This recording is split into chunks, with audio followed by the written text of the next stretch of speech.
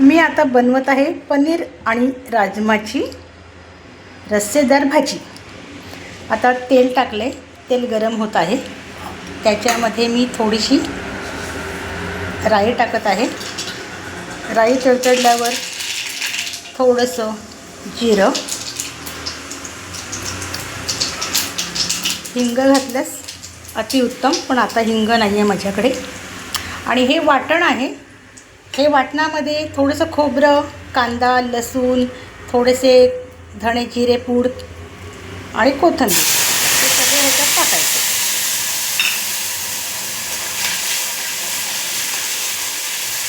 आणि तेल सुटेपर्यंत एक 2 ते 3 मिनटं सतत हलवत राहायचं।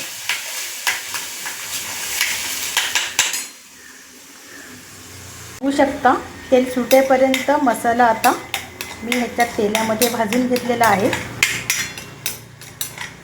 आता हा कांदा लसूण मसाला आहे एव्हरेस्टचा, हा मी टाकते। आपल्याला तेवढं तिखट पाहिजे तेवढं टाकावे।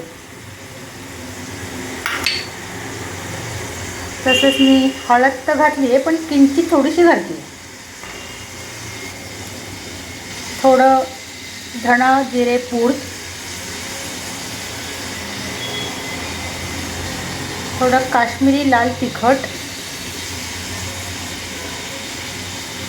आणि आपला हा साठवणीचा मालवणी मसाला।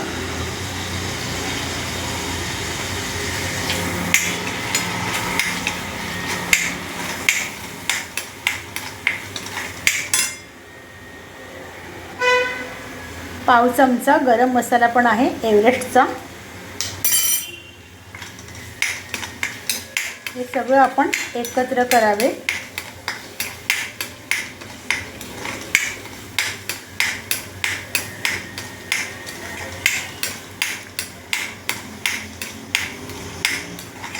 सर्व मसाला सर्व मिश्रण एकत्र झाल्यानंतर मी हा राजमा आहे टॅमॅटो कांदा घालून 3 ते 4 शिट्या कुकरमध्ये काढून घेतलेल्या आहेत। आणि हा सर्व ह्याच्यामध्ये मिक्स करायचा।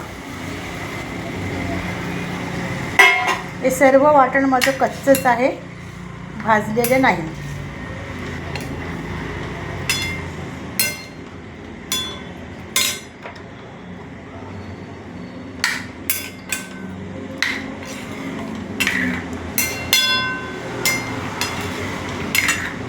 आपण हवं तसं ह्याच्यात पाणी घालू शकतो।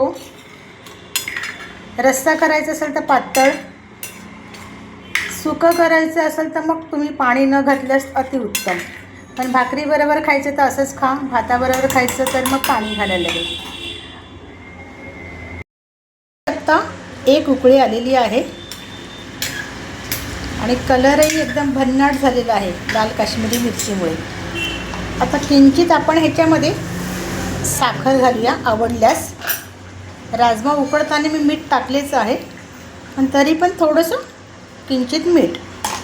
आणि हे पनीर आहे, हे पनीर आपण ह्याच्यात घालावे।